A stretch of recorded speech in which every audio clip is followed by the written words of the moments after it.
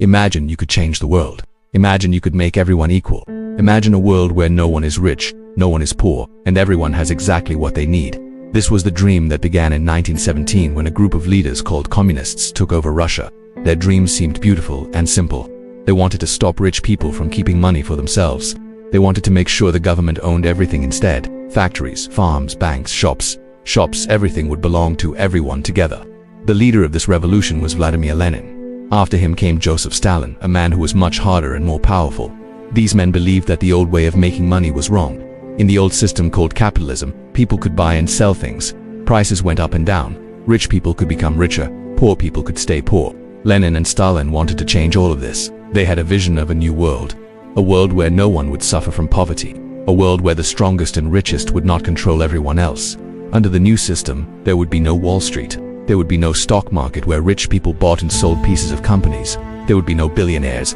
The government would make all the important decisions. Leaders in offices would sit at big tables with maps and numbers. They would decide what the country would make.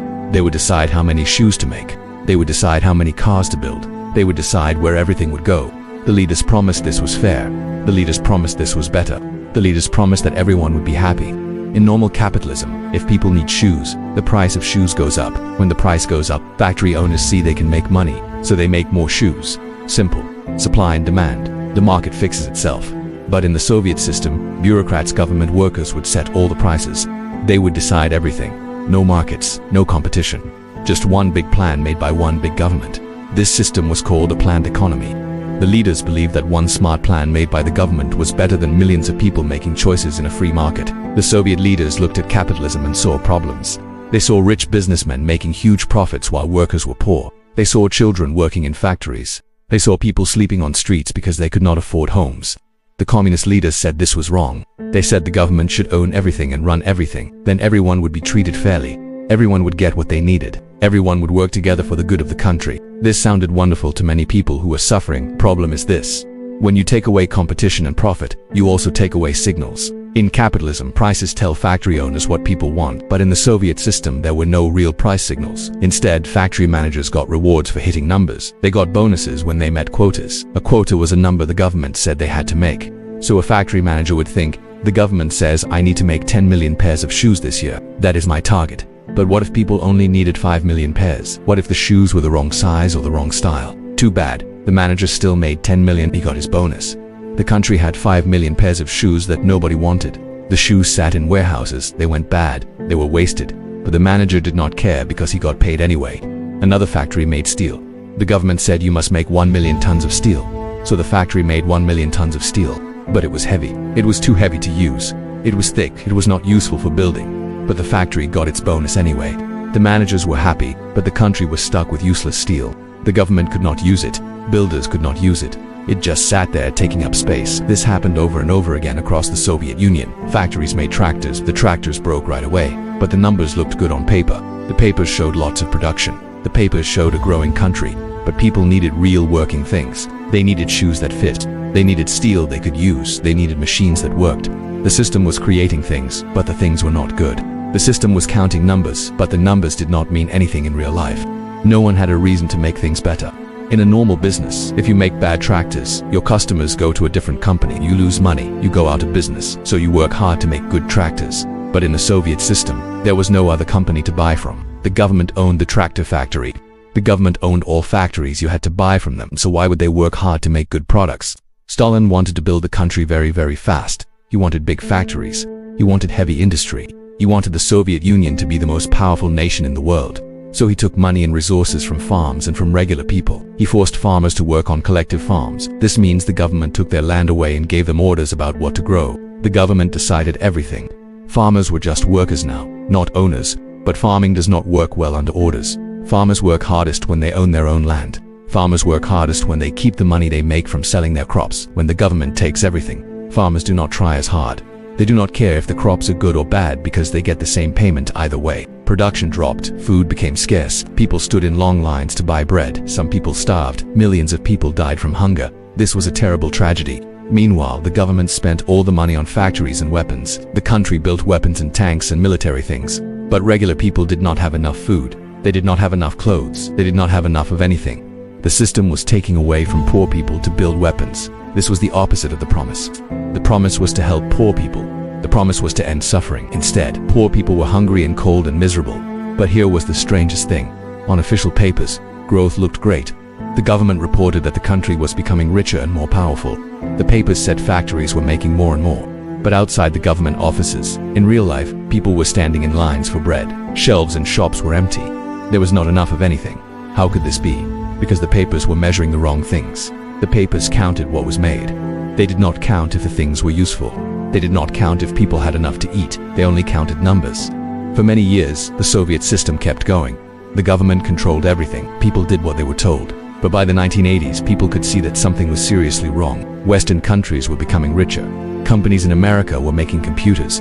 They were inventing new things, new medicines, new technologies. New inventions came out every year, but the Soviet Union was not. There were no new ideas. There was no creativity. Why? Because there were no rewards for trying something new. There was no profit. There was no competition. So why try? Factories could not compete with factories in other countries. Soviet cars broke down easily. Soviet computers were old and slow. Soviet clothes were ugly. Soviet food was bad. Everything was low quality. But the government kept going anyway, because there was no way to change. In a real market, a bad company loses money and closes. But in a real market, a bad company loses money and closes.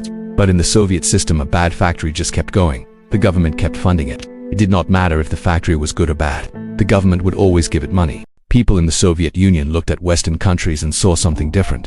They saw new products. They saw choices. They saw that people could start their own businesses and become successful. They saw innovation. They saw progress. They wanted these things too, but the government would not allow it. The government said their way was better. But people were starting to doubt this. Then something happened that broke the system. Oil prices fell. The Soviet Union sold oil to other countries for money. When oil prices fell, the country earned much less money, but the government still spent a lot on the military. The government was spending more money than it had. Debt was growing bigger and bigger. The system needed oil money to survive. Without it, everything got worse. The government could not pay its debts. Workers could not get paid. Factories had no money to buy materials. Everything started to fall apart. By 1991, the entire system fell apart. The Soviet Union stopped existing. The country broke into 15 different countries. The ruble, the Soviet money, became almost worthless. People with rubles could not buy anything. The money had no value. People's life savings disappeared overnight. Old people who saved money their whole lives suddenly had nothing. Then something strange and sad happened. The government started selling everything. Factories, buildings, land, equipment, all of it was sold quickly, but it was sold for almost nothing. The prices were so cheap that it was almost like giving things away. Government leaders and their friends bought these things for very cheap prices. They became rich overnight. These people are called oligarchs. An oligarch is someone who got rich not from creating something good, but from power and connections. They were in the right place at the right time. They knew the right people, so they became billionaires. This is the great irony of the story. The system was created to stop billionaires and rich people from controlling everything. But when the system failed, a small group of people became incredibly rich and powerful. They had more power than anyone in the original capitalist system they were fighting against. The dream of equality became a nightmare of extreme inequality. The system that promised fairness created the opposite. It created a small group of super-rich people with enormous power over the rest of the country. Trillions of dollars worth of state property disappeared. Most of it went to a handful of people. Regular people lost their savings. Pensions stopped. Jobs vanished. People could not afford food or medicine. The Soviet Union had promised everyone would be equal and happy. Instead, the country became poor and broken. Life expectancy dropped. Crime increased. People lost hope. The Soviet experiment teaches us important lessons about how money and systems work. First, capital needs information. Prices are information. When prices go up, they tell people something is scarce. When prices go down, they tell people something is common. Without this information, it is impossible to make good decisions. A government planner sitting in an office cannot know what people need as well as prices can show. Second, people need incentives. When a factory manager keeps some of the profit, he tries hard to make good things. He wants customers to be happy so they buy more. He wants to make money. When all profit goes to the government, the manager has no reason to work hard. He just does what he is told, even if it is wasteful. There is no benefit to him if he does a good job, so he does the minimum. Third, competition makes quality. In a market, if your product is bad, people buy from someone else. You lose money, so you work to make a better product. You innovate, you improve, you try new things. In a planned system, there is no one else to buy from. The quality does not matter. Only the numbers on the report matter. So people stop trying to improve anything. Fourth, power without checks always leads to problems. The Soviet leaders had total power. No one could question them. No one could vote them out. no competition of ideas. This allowed mistakes to happen for decades. No one could stop them. Without checks and balances, leaders can make terrible decisions and nobody can do anything about it. The Soviet Union tried to redesign money itself. The leaders thought they could replace the market with plans and orders.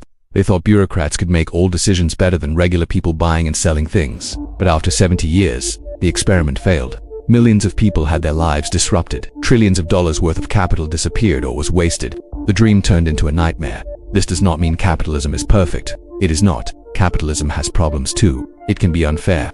Workers can be treated badly. But the Soviet story shows us that removing markets, removing prices, removing profit, and removing competition leads to serious problems. An economy needs feedback, it needs signals, it needs incentives. Without them, it cannot work well. Without these things, the system collapses.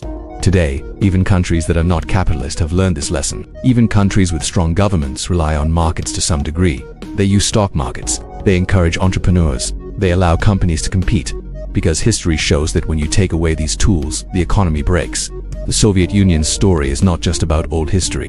It is a lesson about how systems should work. It shows us why markets, even though they are not perfect, are better than total government control. It shows us that good intentions are not enough. You need good systems and good incentives. Without them, even the most beautiful dreams can turn into very ugly realities. The Soviet Union started with hope. It ended with broken promises and suffering. That is the most important lesson of all.